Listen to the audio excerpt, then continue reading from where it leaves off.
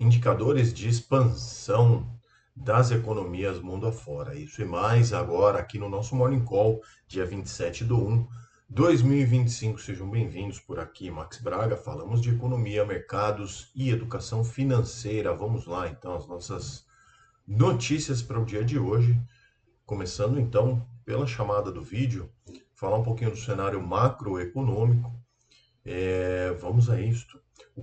No Canadá e no Japão, o Banco Central dos respectivos países decidiram subir a taxa de juros em 0,50%. Isso já era esperado, então agora concretizado.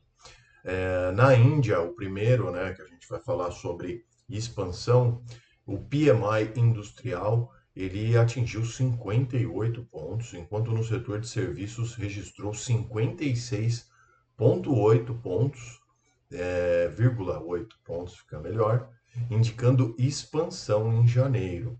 Quando a gente fala desses indicadores de PMI, né, que é os números efetivos de expansão ou contração de uma economia, abaixo de 50 significa contração e acima de 50 significa expansão, tá? Só para ficar claro.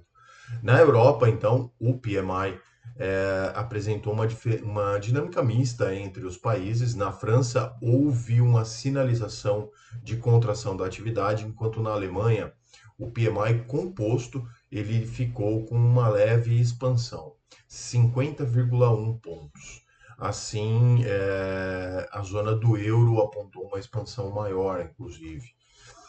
Mas o segmento industrial ficou em contração, 46,1 pontos. Então mostra ali que a economia até tem ainda alguma vitalidade, mas a parte industrial está contraindo na região.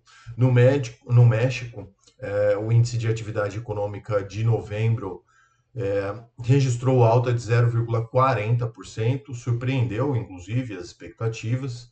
Nos Estados Unidos, o PMI fez uma sinalização de expansão na atividade, inclusive no segmento industrial, perdão. Entretanto, o índice de confiança do consumidor, medido pelo Fed do Michigan, tá? Lá estão assim, vários, né?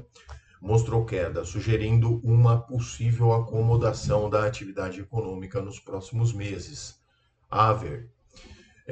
Vemos então para o Brasil. A prévia do IPCA de janeiro apresentou uma alta de 0,11%, acumulou já 4,50% em 12 meses. O resultado surpreendeu expectativas negativamente, porque elas apontavam para uma queda desse número em 0,03%. Apesar disso, ainda observa-se uma desaceleração na margem da inflação. Agora, a composição do IPCA 15 de janeiro, que é esse que a gente está falando, gerou preocupações com a dinâmica de preços, uma vez que os serviços continuam acelerando os custos, né? Então, isso vem complicando. Bom, paralelamente a isso, a valorização do real também frente ao dólar que aconteceu nesses poucos dias, né?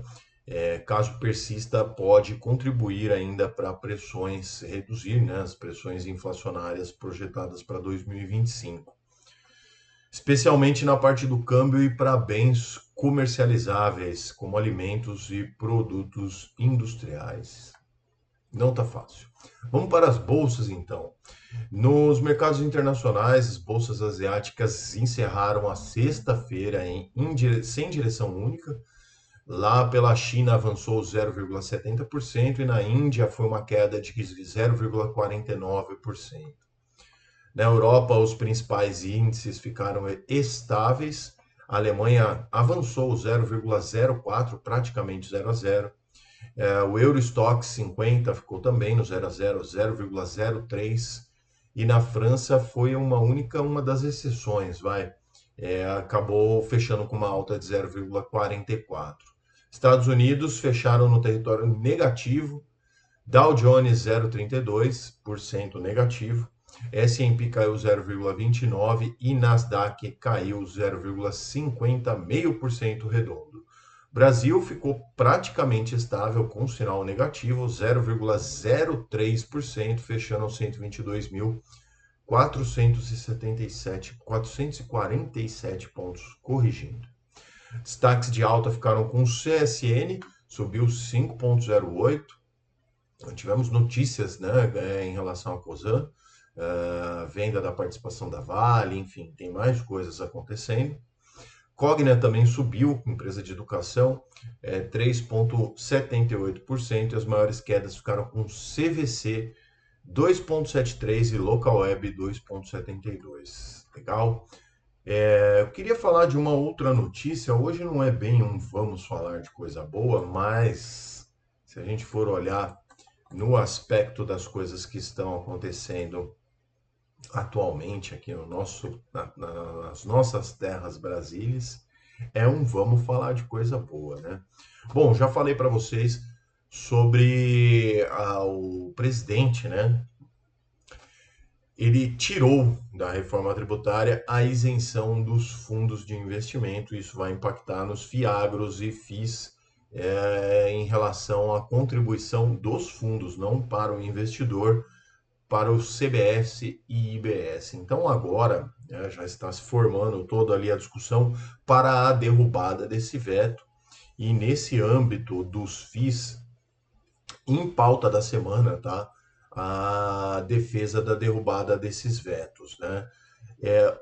Foi feita uma nota, né, oficial da Ambima, que é a Associação Brasileira das Entidades de Mercado Financeiro e de Capitais, que meio que regula o mercado, e da CNF, que é a Confederação Nacional das Instituições Financeiras, defendendo o posicionamento deles de defesa para a queda do veto, né, a derrubada desse veto. Mais alguém aí engajado na luta para derrubar esse veto, destacando, né, que a Lei Complementar 214 gera insegurança jurídica.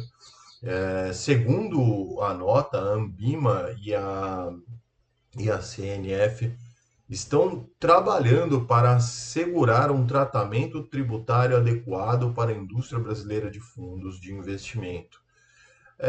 Na verdade, assim, na visão, né, geral de mercado, consenso, os fundos não são servidores, não são fornecedores de serviços. Então, eles não devem ser considerados como contribuintes, né, do IBS e do CBS. Então, é isso que se discute em relação aos fundos. Outra também que é a isenção, né? Todo o mercado entende que a isenção desses fundos já há muito tempo fomentou o desenvolvimento de um novo mercado, um setor associado aos fundos imobiliários, aos fiagros, e a possível tributação desses fundos pode, sim, desestimular o crescimento desses veículos, né, que querendo ou não fomentam diretamente a economia do país, tá? Então, é isso. Voltando aqui o ano legislativo, né? Agora em fevereiro, a Câmara, né, e o Senado voltam a trabalhar. Já temos então mais a Ambima e mais a CNF do lado aqui da derrubada do veto. Vamos ver como que isso se dá, mas sim, dá para considerar que isso seria vamos falar de coisa boa. Bom, esse era o vídeo de hoje, então, claro, né? Tá gostando sempre do nosso conteúdo, se inscreve aí no canal, é muito fácil, apertar um botãozinho e você já vai fazer parte aqui da nossa comunidade. Lembrando também, às 17 horas, Radar FI, o informativo diário de fundos imobiliários. Nos vemos amanhã, então. Uma boa semana a todos, bons negócios, um abração. Tchau. Here we go.